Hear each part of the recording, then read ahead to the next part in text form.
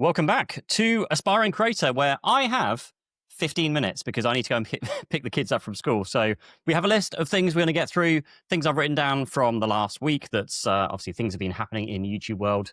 And hopefully the video quality should have improved. I've got a new cable, which shouldn't be as bad as it was before. So if you are watching this on YouTube or, Spotify, I think you've got the video version, then let me know if the video is better. Hopefully it is. And we're going to crack on. First thing I've written down is co-creator videos on YouTube.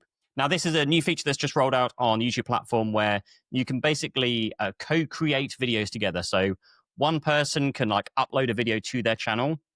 And if you had maybe another creator in your video, you can actually add them as a collaborator to the video. And what happens is that video now shows up on their YouTube homepage feed. And it's been very interesting. We've been testing it with this podcast. And I'm not sure for what I need to use it for, it's any good. So I have this Aspiring Creator, this small podcast, and I have my main channel. And so if I do the co-collaborator creator thing, this podcast video will end up being on my homepage on my channel, which then looks very odd because then I have, very, very targeted, carefully crafted videos, scripted, and I'm trying to get the right topics. And I have this podcast where I just talk about random stuff. And there's no I'm not thinking about retention in these podcasts or anything along those lines. So what happens is I get a podcast on my channel that's got 200 views, and I have my other videos that have 20, 30, 40, 50, whatever, 1,000 views. And so for the right use case, I think this is really, really good because, if you're two big creators or not too big, but if you're two creators, you worked on a proper video together and you want it to show up on both of your channel pages, then that's great. And it gives you, exposure for collaborating. For my kind of thoughts around playing around with this was that I can get my podcast to have more exposure to my main audience.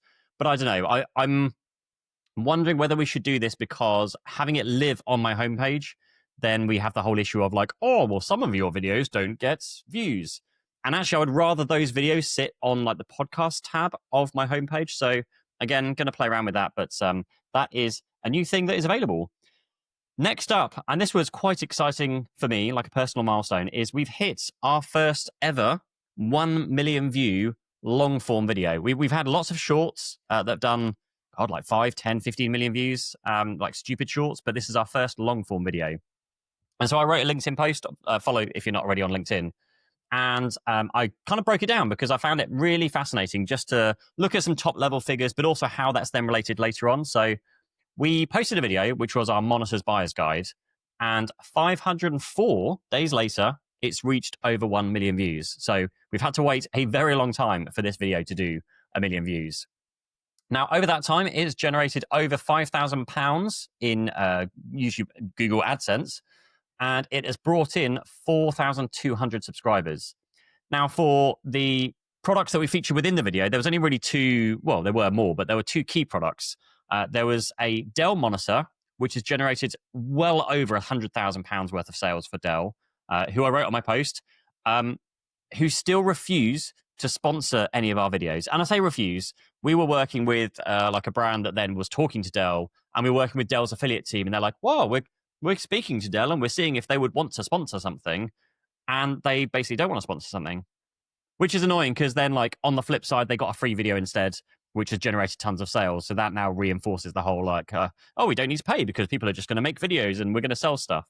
But yeah, 100 grand worth in sales for Dell, and as well as 100 grand's worth of sales for Samsung, who again refuse to sponsor videos and refuse to sponsor anything for us. They don't sponsor any phone reviews, laptop reviews, tablet reviews, TV reviews, nothing. Even though I see other other UK creators being sponsored by Samsung, whenever I've asked the question, it's always been that those sponsorships have come from America or overseas instead, which I find a bit of a stretch because every time I've inquired about that, they just go, well, no, because we can't ship a product to you because you're over the sea.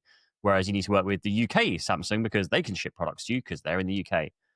But anyway, I digress. And it has also earned us over £30,000 in affiliate sales. Again, over the lifetime of this video, so 1 million views, 30 grand's worth of affiliate sales, £5,000 worth of AdSense. So far, that's £35,000 just in that one video that it's earned us, as well as the subscribers. And then, so that's where we are now. And then if I look at the last kind of 30 days, 28 days data as well, it is growing by about 30,000 views per month, which is pretty solid for a video we uploaded over a year ago. It's doing around £150 worth of AdSense, which again is great. It's, we made a video once and it's just constantly earning income. And it's like, this one's earning £150, but there are other videos, and it kind of compounds over time that the more videos you have, then, the more potential for earnings, of course. It's also doing £10,000+ worth of sales, not like what I'm getting paid, but we're selling at least 10 grand's worth of monitors off of the back of this video per month. And we're also doing a grand's worth of affiliate revenue, roughly, per month. So that's like selling Samsung monitors and Dell monitors and maybe some LGs in there as well. And it's also netting us 100 subscribers or 100+ subscribers. So that's like the breakdown of the million view video, which I find very, very interesting. And I wrote this in the bottom of my LinkedIn post of what I find fascinating is if I was, directing people towards my own products. And this is like where my head's been at for quite a while, but I feel like it's impossible for the kind of products I want to make. I want to do a phone case because we sell an absolute truckload of phone cases, but trying to go through that process of like designing and having it like, pushed out to a factory, and we look at samples and we develop it. And there are so many people making phone cases. It just makes sense to like partner with a company and do a phone case. I thought I was going to partner with Magback at one point. We actually made, I basically told them I'd like an orange case, and they came back with like, well, we can't do an orange case, but we can do like orange accents, like rubber strips, which you can replace on your phone. And so that happened. And then we were kind of agreed with it and said, yeah, that'd be really cool. Let me know when you got more. And then what happened next was that all of a sudden I had an email saying, in collaboration with Pete Matheson, we have launched the orange range of like accessories and add-ons. And I sent a message saying like, this is great, but like, I didn't know anything about this. And we hadn't discussed like any term of financial, like I wasn't just going to put my name against it for free. It was something that I wanted to like develop together, and something that we could share revenue or share profits or, something along those lines. And so I think they carried on running ads, then removed my name from it straight away as soon as I mentioned it. And now in the latest series of iPhone 17 cases or iPhone 17 phones, they've removed the orange color, which is funny because they now have an orange phone. So orange would have gone quite well. But yeah, that's kind of put my thoughts on like, it'd be really cool if I could do a phone case, but I don't have the patience or technical know-how or just capability to do that, I guess. What else do we want to talk about? And also like the other thing that sells well for us is monitors. And of course, I'm not going to go and manufacture my own monitor. Like my ideal monitor is like this one. I'm the Samsung 57-inch, but if I can make it an OLED and USB-C and a few other things, it's one of those one of those situations where you could go like, what if you could make your ideal phone? Like, how would you what components would you take from all the other manufacturers and squish it all together and make a phone? And like, I feel like that would be great, but it's just far beyond my technical capability to make and ship and manufacture a monitor. So that was that one. Let me close my LinkedIn down. Next on the list. Again, this is the topic of focusing on brands with bigger views. CMF Watch and like Huawei and Xiaomi and things, they don't reliably perform well on my channel. And this was actually, it leads on to one of my next talking points as well. So the Xiaomi event last week. So we got invited to the Xiaomi event. It was in Munich. And we kind of go, cool, that's great. And then the product turned up like the day before, and it was the launch of the Xiaomi 15T series. And the 15T was like very good product by the looks of things. There's a watch, there's earbuds, there's all sorts of things that came out. But then I was watching the live stream whilst I was sat there watching the actual thing in person. And I saw everyone commenting saying, where's the 17? Where's the 17? Where's the 17? Like the next flagship Xiaomi. And I didn't realize, but the Xiaomi 17 Pro launch was the following day. And they kind of didn't say anything about that in this presentation.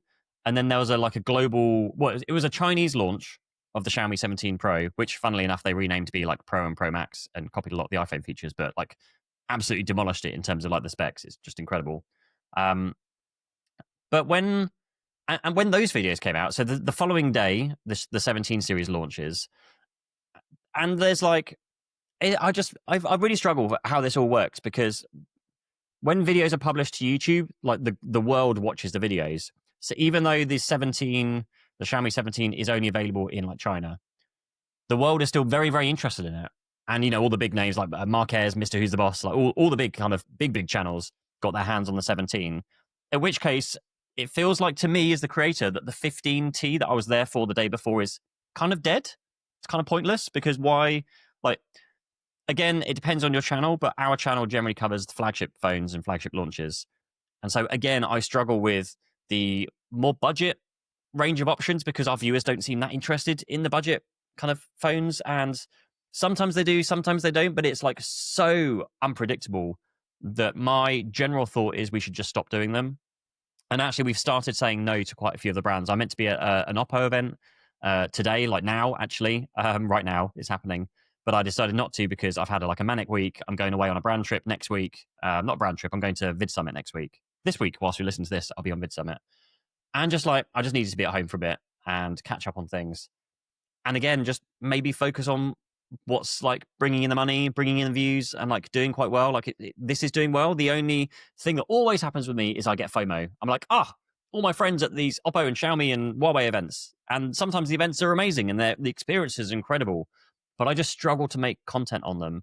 And so for the Xiaomi event just gone, I haven't actually made a video because they sent the phone to us the day before the event, and then I flew out there and I hadn't had time to make a video. I posted some shorts and I think maybe a reel or something, or some posts whilst I was there, just to, do something whilst I was there.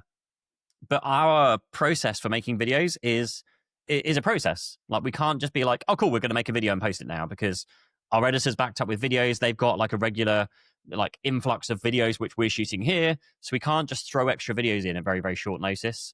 And that's a struggle and something we are also looking at. So I guess to summarize that one is the focusing on brands with bigger views. And it sounds really horrible to say that. And actually, I was sat in the car with someone going into Munich, and they're like, yeah, but do you not think that these smaller brands deserve the coverage? And it's well, I do. I'm fascinated with lots of these Chinese brands, the faster charging, the huge batteries. I mean, my God, the battery in the Xiaomi 17 Pro Max was 8,000 milliamp hour? It was just crazy. And the specs are crazy, and it's interesting to cover them, but the performance just seems so up and down, especially when the big creators cover it, because as soon as Marquez posts a video, all the views just flood to Marquez, and it's too risky as a business decision. I'm going to treat it like a business decision because I need videos to perform. We need to earn money to keep this business going, and we have staff to pay and that kind of thing. And I want to enjoy it. And it also gets very, very difficult when I'm just flooded with phones and trying to know exact tech specs of every single phone on the market is quite difficult. So I'd rather stick to a select few. We're going to check out the OnePlus. I think they've announced the OnePlus 15 has got the new Snapdragon chip in already. So I'm going to look at OnePlus. Again, this is where it's difficult to know, but I reviewed the OnePlus at the beginning of this year or the end of last year, and it is still one of my favorite, if not, no, it's my favorite phone of the entire year. And I felt like it deserved a video. Now, had I not gone on the trip and not had the OnePlus and not experienced it, then I wouldn't have come up with that. And so, again, chances are I miss a golden thing in the mix of all the phones that I then miss a video on. And then I see other people post it and they go, I wish I posted a video. So this is just a whole up and down of what do I do? I don't know what I'm doing. So I was going to talk about something then. I've completely forgotten what it was. Focusing on brands with bigger views. No. Oh, yes, that was it. So we think, hiring another editor. So we have currently 2 editors. We have one full-time editor who is now back in New Zealand, and he's our main editor, editing our long-form videos. We have a second editor who we call in for project-based stuff when we have extra videos or when we need cover for our current editor. But we think we found 2 potential people that are very local to our studio here. And going back on what I said a couple of weeks ago from when I was having a chat with, I need to be going very soon. When I was having a chat with E from This Is E, or Ishin from This Is E, and talking about his workflow, and it just set my mind racing as to actually I could condense how fast we can make videos, because it basically takes us 2 weeks to make a video, whereas it could make us a week. And so, or having this full-time editor remotely in New Zealand, and then having someone here in-house, I feel like it's just going to help us speed things up so much more. So both of them are doing trial edits for us right now, paid trial edits. I basically given them the footage. They've gone away to do their thing. and then we'll see what comes back. And then hopefully we'll go ahead with one of them. They'll come in the next week or two and actually start working properly. And they'll obviously take some time to skill up. They're not going to be at the level of our main editor, but hopefully with the way we work with DaVinci Resolve, and we can share edits, and our new editor can kind of see how our not old editor, but the current editor is doing things. And so, yeah, I'm just kind of really excited for, I guess, the next phase of having another person here to help just put things together properly. It's going to be, yeah, really, really fascinating. Just a quick note I wrote down. OpenAI, the Sora 3, I think it is videos. Wow. It's interesting to see where this is going to go, because the new Sora 3, if that's what the latest one was, I saw a video about iJustine, and you can basically now scan yourself into the AI Sora system, and it can put you in various different, you can basically tell it where it wants to put you, and you can be doing things, and you can be wearing things, and you can basically computer generate you in various scenarios. And it is scary how good it is. Obviously, there are some things you can tell it to do that makes it obviously AI generated, because you teleport and clothes change and all this kind of stuff. But I watched all of iJustine's video, and my jaw just hit the ground. It's really interesting to see where this is going, because at some point you're going to be able to be a content creator and not actually be on camera. You scan yourself in once, and you can just sit there at a video prompt and just say, review the latest iPhone 17. Here are my thoughts, and maybe paste in the script, and it just reads the whole thing out. It will change scenes, maybe even scan in the products, and then you can just have it just AI generate the product. It's just, honestly, think back to where we were this time last year, and maybe it was either this time last year or maybe the year before, where we had it was like the AI spaghetti thing, the spaghetti test of wasn't it? It was Will Smith trying to eat spaghetti, and AI just couldn't fathom what was going on, because there were so many strands, and it just looked like a whole jumbled mess. And then fast forward a year, maybe 2 years, and suddenly we're at the level where you can scan yourself in, type something, and you have a freaking video made. And you've done next to no work and no editing. Well, there's some editing because you have to stitch the clips together, so that's still a process. But that at some point, that's going to be AI as well. And so it is concerning, fascinating, interesting. Also makes me worried for what the world's going to be like in 5 years' time, because you are not going to be able to distinguish the AI stuff versus the non-AI stuff. And who knows? Maybe there won't be any content creators in 5 years' time, because who would want to like from a brand's perspective, brands could then create their own content creators and then have them run their own YouTube channels for that brand, essentially doing their own marketing without having to reach out to content creators. I mean, there's obviously loads of thoughts doing the rounds of you can't replace content creators and influencers because they're their own individual people, and the influencers building their brands today are the ones that are going to be multi-million-dollar companies in the future. There's all those kind of things going around, but you really don't know where it's going to go. It is a very interesting time, and go and watch that video. I'll Buff, who edits these things, if you can link to the iJustine's video down below in the show notes, that'll be, just go and check it out. The next one, and will be the last one because I need to get going, is someone reached out to me and said there is a small creator they know that is saying it was a case review, and saying oh, by the way, it was a very small creator. They had all the cases from all the various different brands for the iPhone, and saying this, and I can't remember what the wording was. And this entire video is sponsored by by all the brands in the video. And by the way, they don't have any say in it, unlike the other sponsor reviews you see online. And I found it very interesting. The first case he featured was an Apple case, and he's not getting sponsored by, nobody gets sponsored by Apple. You get free cases sometimes. And I was chatting with a friend of mine, and he spoke to some of the case companies, and they're oh, well, we gave him the case, but we didn't sponsor him. So there's someone out there that's kind of lying about sponsorships, and I guess it's because it makes them come off as more professional to their audience. It's a really interesting one, and I'm sure I've actually seen this rang bells with me from a few years back, where someone did a very similar thing. They're a much smaller a small creator, whatever that means to you, and just because you can sit there in your video and say and this video is sponsored by, even though the video isn't sponsored by them, it just makes you feel more real as a content creator, like more valued, and maybe your audience will respect you more because the brand has reached out and given them money. When they haven't given money, it's just like, free gifted product, which is basically the company's defaults go to now, is just, let's gift you a free product and you make a free video for us, and then you can get some affiliate sales and those kind of things. So I found that just a very interesting approach. And there's always like some controversy every time we talk about this. It's either like buying views or buying subscribers, or all this kind of, we're now saying it's sponsored when it's not sponsored. And so those are my thoughts from this week's Aspiring Creator. I will be, like I said, in Vid Summit next week in Dallas. And so next week will be an interesting one. I'm going to try and shoot this from my hotel room. So I'll take my little DJI camera with me and I'll shoot it from the hotel room and give you some thoughts, maybe some lessons I've learned from Vid Summits. Last time I went, I was blown away because I saw Preston Plays, who is, a kind of kiddie Minecraft YouTuber, and you're going to go, he just makes kids videos. He's a lot older now, but actually I saw him like 2 years ago, and he has like 100 people work for him. And that, first of all, blew my mind because I just thought it was him by himself. So he has a massive team and a whole crew, multiple channels. And then the production process that they go through when they post a video.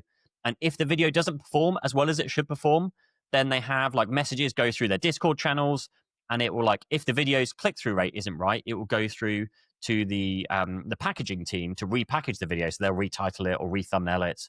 Or if the retention of the video isn't good enough, then it will go through to the retentions team, who will then look and see if they can edit the video and try and keep the retention up within the YouTube platform, or just make notes and know not to do that next time they make a video for retention purposes. So yeah, very, very interested to see what's going to come out of some learning this time. And that is the Oppo event that I should be at. So on that note, I will leave you. Thanks so much for watching or listening, and I'll see you in the next one. Cheers. Bye-bye.